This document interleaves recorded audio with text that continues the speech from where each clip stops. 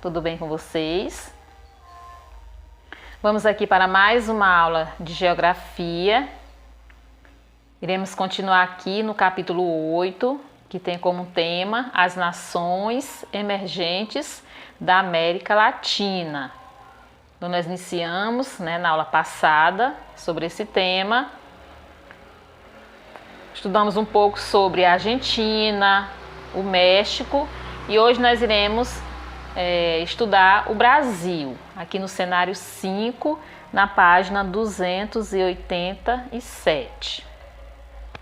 Vamos conhecer mais um país, que está entre as nações emergentes da América Latina. Então, do imperialismo regional à integração. Então, acompanhe aí comigo.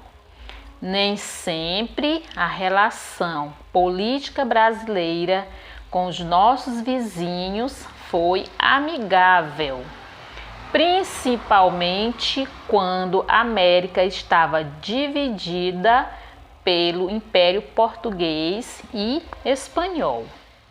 Cada um desses impérios disputava desde a época dos descobrimentos os espaços da América. E na América do Sul colonial, onde o Tratado de Tordesilhas dividia o continente em duas porções, ou seja, uma a leste, que era sob o domínio português, e outra a oeste, sob domínio espanhol. Então, os impérios rivais, eles lutavam pelo poder, naquela época do Brasil colonial. Então, aqui na imagem abaixo, vocês podem observar, nós temos aí o mapa do Brasil e temos as divisões, que foi entre Portugal e Espanha. Então, eles fizeram um acordo, criando um tratado, fazendo um acordo entre eles, que foi o Tratado de Tordesilhas. De um lado ficou, para os espanhóis e do outro lado para os portugueses. Então, vocês podem observar aí, tem terras pertencentes à Espanha e terras pertencentes a Portugal.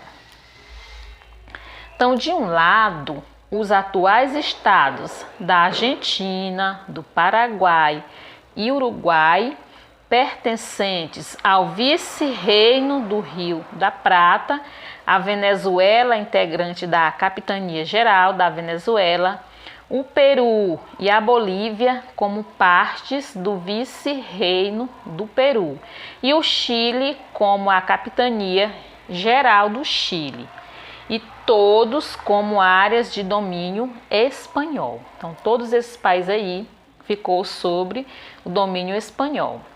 E do outro lado, o Brasil, pertencente à coroa portuguesa,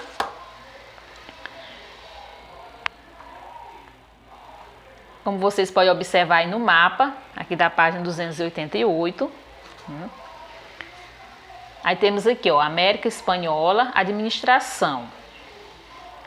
Então, vocês podem observar, temos aqui, vice-reino da Nova Espanha, aí tem a parte do México, aí tem o vice-reino do Rio da Prata. Aí vocês podem observar aí no mapa. Aí temos aí a Capitania Geral do Chile, a Capitania Geral da Guatemala, vice-reino da Nova Guatemala. Capitania Geral da Venezuela, Capitania Geral da Cuba e tem aí a América Portuguesa.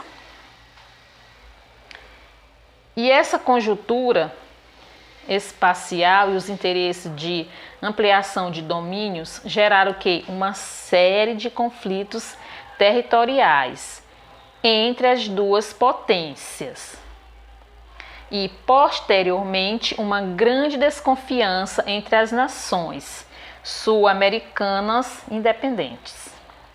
Então, o primeiro passo expansionista foi dado por Portugal, quando em 1679 uma expedição comandada por Dom Manuel Lobo chegou à margem esquerda do Rio da Prata, em frente à atual Buenos Aires. Na Colômbia do Santíssimo Sacramento, e daí estendeu o domínio português sobre as atuais terras do Rio Grande do Sul. Então, nessa mesma região, que pelo Tratado de Tordesilhas pertencia quem? À Espanha. Padres jesuítas implantaram missões como o objetivo de quê? De catequizar os indígenas. Mas bandeirantes paulistas continuamente rompiam a linha demarcatória e invadiram terras espanholas para roubar indígenas das mãos que seriam transformados em escravos, que essa era a intenção deles, né? Roubava os indígenas para transformá-los em escravos. Surgiu o quê? A Argentina, o Uruguai e o Paraguai na área correspondente ao vice-reinado espanhol do Rio da Prata e o Rio Grande do Sul em terras portuguesas. Observe no mapa a seguir a evolução dos conflitos e dos acordos realizados ao longo dos anos. Então, vocês podem observar aí no mapa da página 289, temos aqui São José do Rio Negro, né? Aí é o estado do Grande Pará e tem o estado aí do Brasil. Aí vocês podem observar que temos aqui, ó, vários tratados, ou seja, vários acordos. Tem o Tratado de Tordesilhas, né, que ele foi o tratado feito em 1494. Tem o Tratado de Utrecht, né, Tratado de Madrid, Tratado de Santo Ildefonso.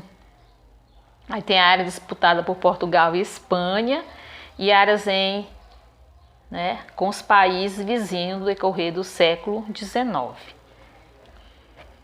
E em 1816, tropas lusos brasileiras invadiram o atual Uruguai, na época chamada Banda Oriental do Uruguai.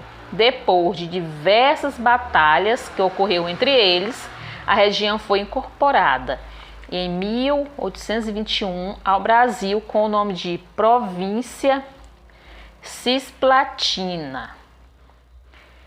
E como consequência, de tudo isso, houve forte reação da população local, constituída na maioria por espanhóis e descendentes, que era liderado pelo general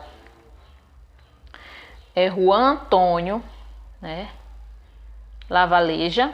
Eles conseguiram em 1825 reconquistar o Uruguai, que houve conflito entre eles dois, que foi portugueses e os espanhóis.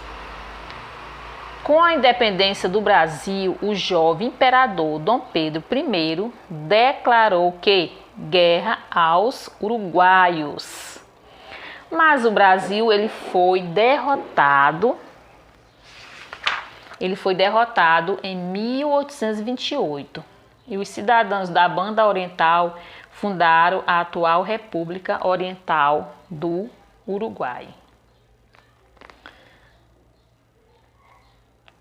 Menos de 20 anos depois, já no segundo reinado, o Brasil se envolveu num conflito com a Argentina pela disputa de uma área de fronteira localizada no extremo ocidente dos atuais estados de Santa Catarina e do Paraná. Então, houve mais conflito, por posse de área, de terreno.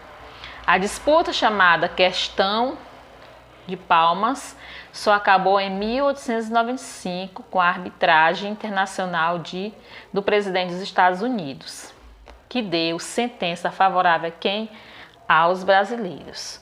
Então, o território foi incorporado ao nosso país e passou a ser o limite entre o Brasil e a Argentina ao longo do rio Peperi, Guaçu.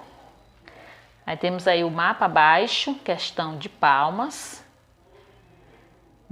em 1895. Após esse período, o Brasil ainda fez parte de outras disputas regionais, dentre os quais podemos destacar a questão do Amapá com a França, a questão do Pirara com a Inglaterra e a questão do Acre com a Bolívia. Todos foram resolvidas a partir de diplomacia direta ou com a intervenção de tribunais internacionais, né?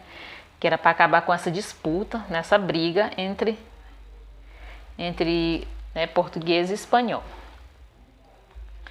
Aí abaixo nós temos aqui a ilustração do campo de batalha no Paraguai durante a Guerra de Tríplice Aliança. Aí temos aqui a disputa pela hegemonia, né, regional, que foi entre o Brasil e a Argentina.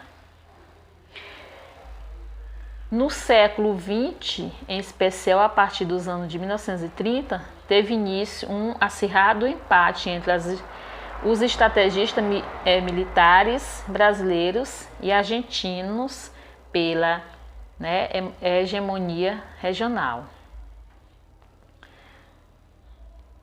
Ambos os lados desconfiavam um do outro, em virtude do passado colonial marcado por conflitos.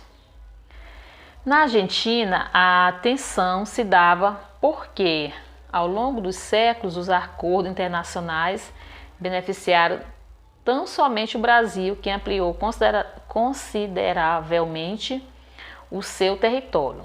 E já do lado brasileiro, a desconfiança o ressentimento se fundamentava na suposição de que os argentinos tinham como projeto invadir o sul do Brasil e isolá-lo com o apoio do Uruguai, da Bolívia e do Paraguai. Então eles tinham essa desconfiança entre eles, né?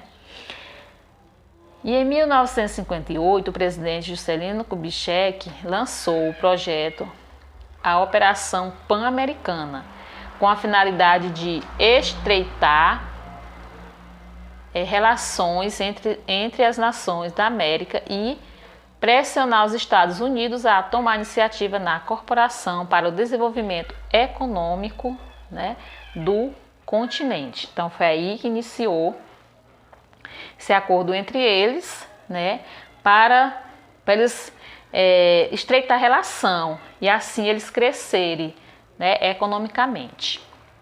Aí abaixo temos outra imagem, aí na página 291, que é a reunião de grupo de trabalho da Operação Pan-Americana, né, criado no governo de Juscelino Kubitschek.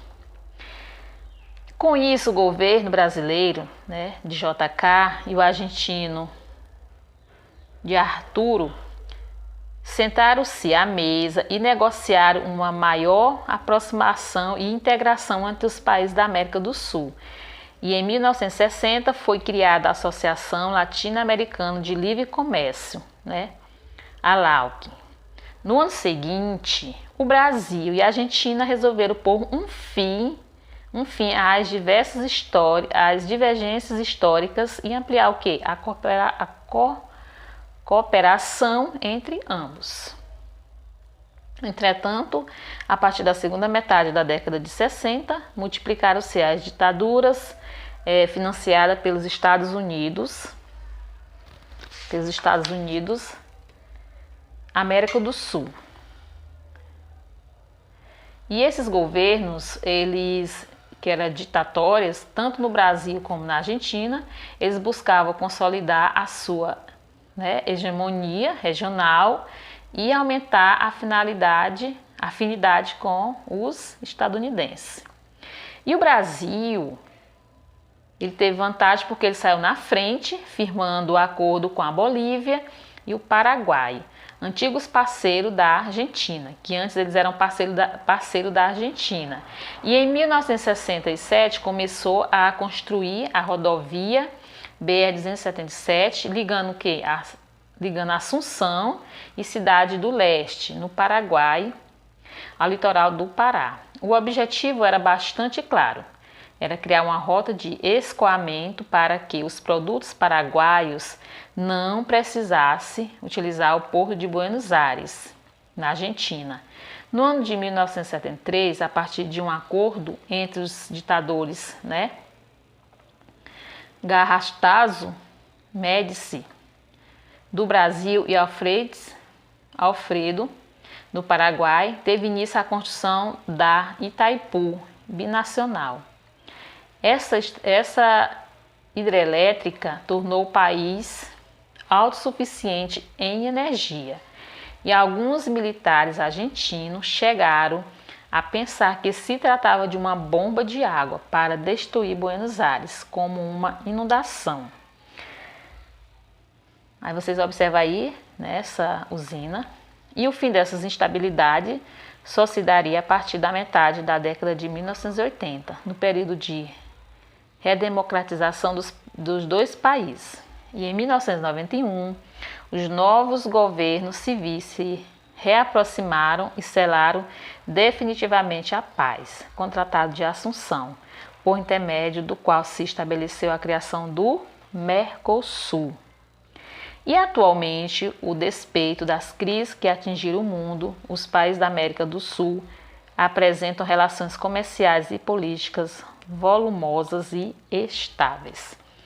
Hoje eles participam desse bloco econômico, que é o Mercosul, e como diz no texto, eles apresentam relações comerciais e políticas volumosas e estáveis. Então, hoje eles vivem em paz uns com os outros e assim a sua economia cresce, e por isso que eles são considerados nações emergentes da América Latina, porque eles tiveram um crescimento tanto econômico como também industrial. Então aí a gente viu um pouco sobre esses três países, que não foi fácil assim para eles se tornar amigável um para com o outro, mas com os acordos, houve muito conflito, mas no final houve acordo entre os governos e assim eles puderam manter uma boa relação entre si, e assim eles só têm a crescer. Então nós vamos encerrar por aqui.